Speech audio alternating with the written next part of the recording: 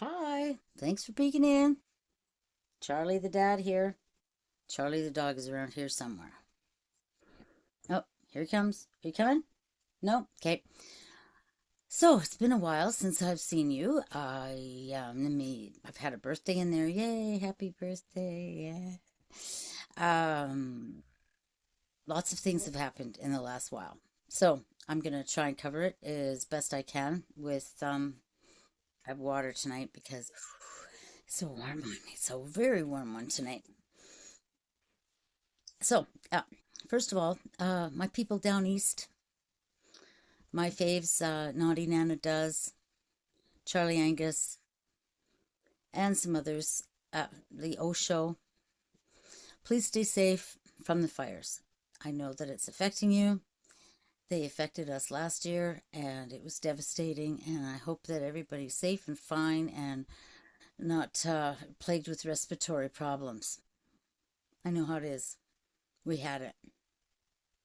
So stay safe, you guys. I love you. Okay, let's talk about Gordie Howe Bridge, shall we? Gordie Howe Bridge. A lot of people here in Canada are complaining that Prime Minister Carney bent over. And he did not. He did not, in fact. He's just a little wiser when it comes to, geopolitical matters and financing and, all that accounting and banking stuff. He's got a little more expertise, if you will. Anyway, so they agreed on 50% of the net profits. That's a standard business deal anywhere. If you go in halves on, say, a house, and you and somebody else fix it all up so you can flip it, and the money that goes into it, it goes into it. And then when you sell that house, the money from the top covers the expenses that it costs to get it to sale. You understand? Yeah. And then the net profit, the money, the profit that is made, that is split amongst the partners. And that's exactly what's happening here. The net profit will be split 50-50 between Michigan and Canada. I don't know if it's going to go to Ontario or what, but Canada and Michigan. So you see, what did Mark Carney say? The word net does a lot of work here. Okay? So the gross income, the tolls, okay? The tolls that are received from this bridge, right off the top, it's got to go to the maintenance of the bridge, the utilities, keeping the lights on the bridge, the repairs and upkeep, the snow plowing, the the paying of the employees at the toll booths. These are off the top expenses, right off the top. And then is the debt service payment. Okay, so then a certain amount of money from those tolls goes towards the debt. Not unlike your mortgage, where you're paying down your interest long before you pay off the principal. It's kind of like that. Okay? So, number 2 is debt service. Must be reimbursed. So, number 3 is the net profit. After those two have been satisfied, then you have a net profit, which is going to be really small for a while.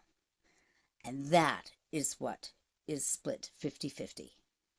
So I know the Fanta Furher next door, he doesn't play games that way. He doesn't play like normal people. He plays his way. And he's not quite understanding net profit versus gross. And he just doesn't understand that. And he doesn't do it legitimately anyway. No, Mr. Carney did not bend over. So we have that. Oh, I don't know if you guys follow the Necessary Conversation with Chad Kultgen. and his mother, MaryLou, and his sister, Haley.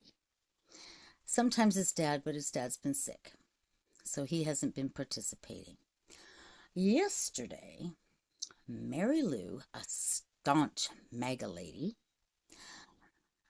is starting to see the light. She's starting to see through the bullshit. She said, abolish ICE. Yep, she said it. She meant it. She really did. She wants that whole ICE regime abolished. I don't blame her. They are a murderous bunch. And she's starting to come around. I'm pretty impressed with that. You go, MaryLou, you go.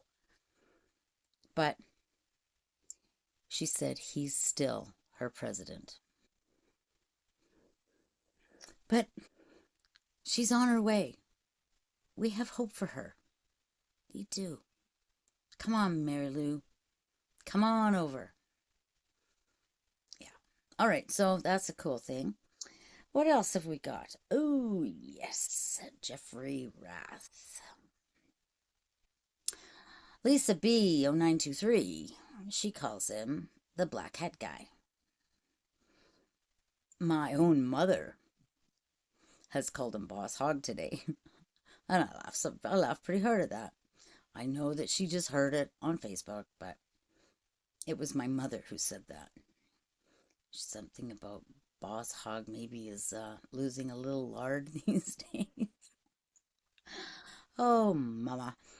Anyway, Jeffrey Rath is a lawyer and a swindler. And he's supposed to be one of the heads of the Alberta separatist movement. So $8.5 million has been frozen, his assets frozen, because he has taken money that was not his away from First Nations, whom he represented in court, because he loves the First Nations and he wants to do everything to help them. No. He took $8.5 million, and then surprisingly, just a few days ago, right before the judgment was made, $8.5 million was transferred elsewhere. Who knows? Where do they put hide money? Switzerland, Caymans, Argentina? Who knows? Somewhere. That money's somewhere. Who knows? Maybe put it in Mar-a-Lago, in a bathroom.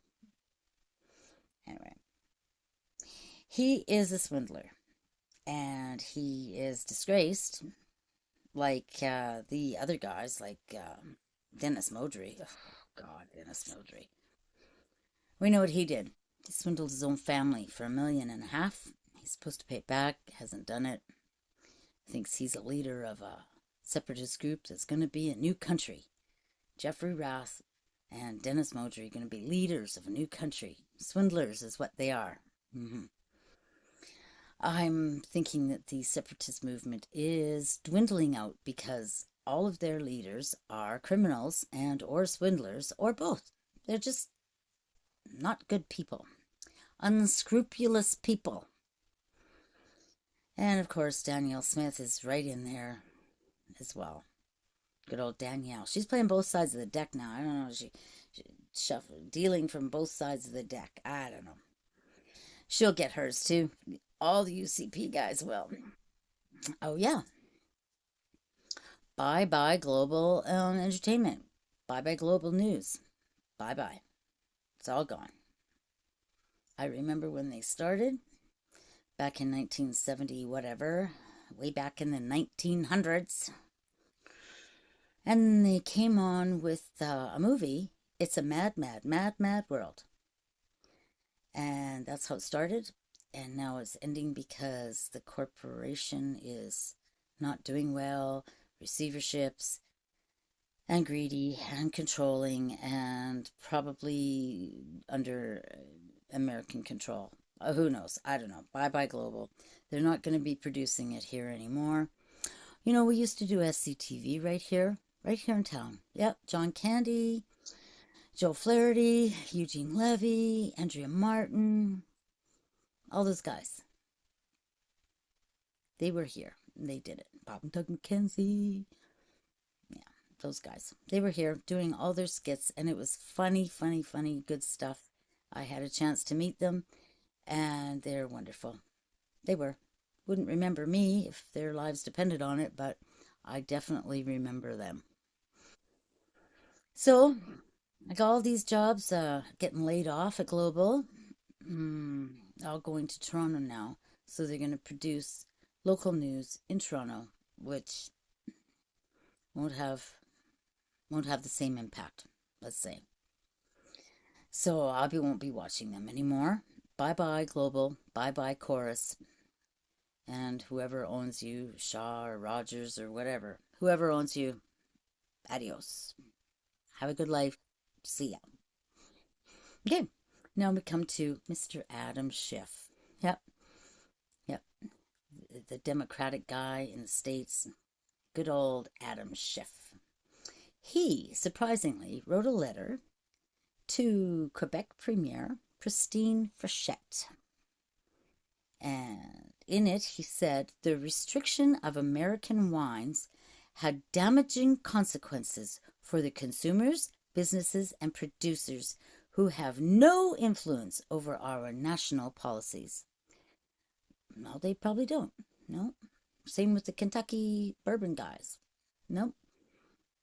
They have no influence. Well, Kentucky bourbon guy had a lot of influence because he helped elect the Fanta Furher. Mm-hmm. Probably Adam Schiff didn't, and probably not too many of the wine producers in California did either. But the thing is, he's the one threatening.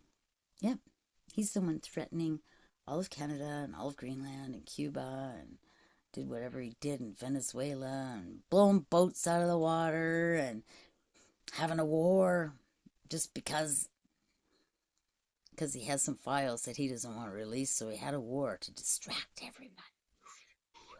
Are you distracted? No, me neither. Anyway, Adam Schiff is complaining that Canada is not selling California wines. He's not complaining too much about Kentucky bourbons and stuff. Well, that's too bad. We Canadians are not going to ever be the 51st state, and with the threats and the tariffs and the rhetoric and the nonsense and the shit, no, Canadians are boycotting most American products. um American tourist destinations, look at Las Vegas, like they're poor. Nobody's going.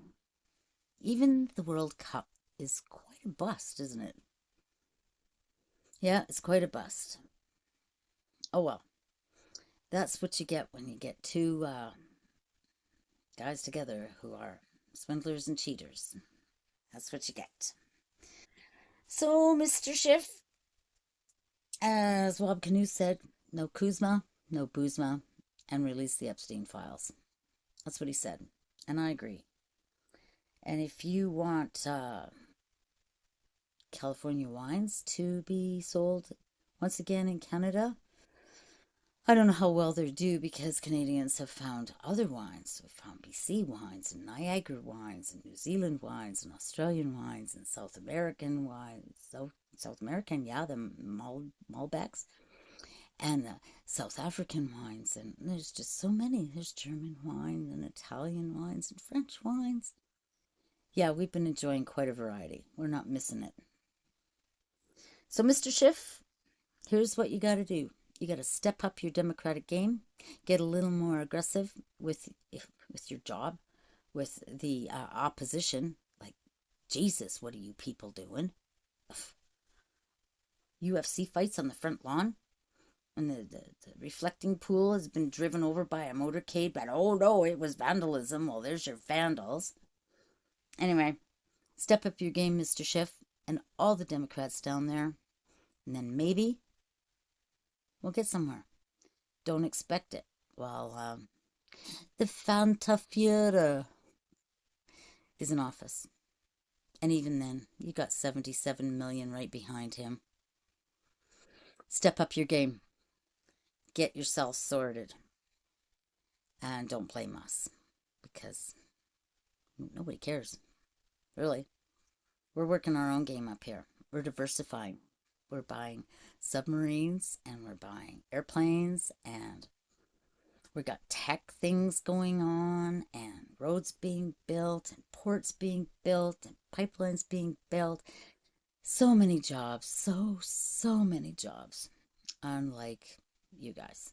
So if you have half a Canadian citizenship, you might want to polish up your resume and come on back, work. Maybe. Just saying. Back to the wildfires down east. Everybody stay safe. Because that's devastating. I know we've done it for 2 years. The only thing is we reprieved this year because we've had so much rain that we were drowning in it. And that's about all I've got.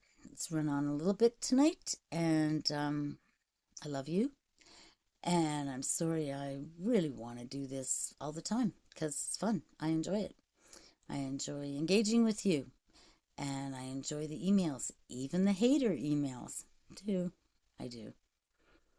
So, I hope to talk to you soon. Tomorrow's Friday. Maybe tomorrow. I don't know. It's going to be a long day tomorrow. A lot of stomping on my old bones and feet. So, I thank you. Come on back. Like, subscribe, say a comment, tell me off, flip me off. Whatever you want. I'm here. Please, please engage. All right, folks. Have a lovely evening and a lovely weekend, and we'll talk to you again when I've got some time. Good night, all. Bye.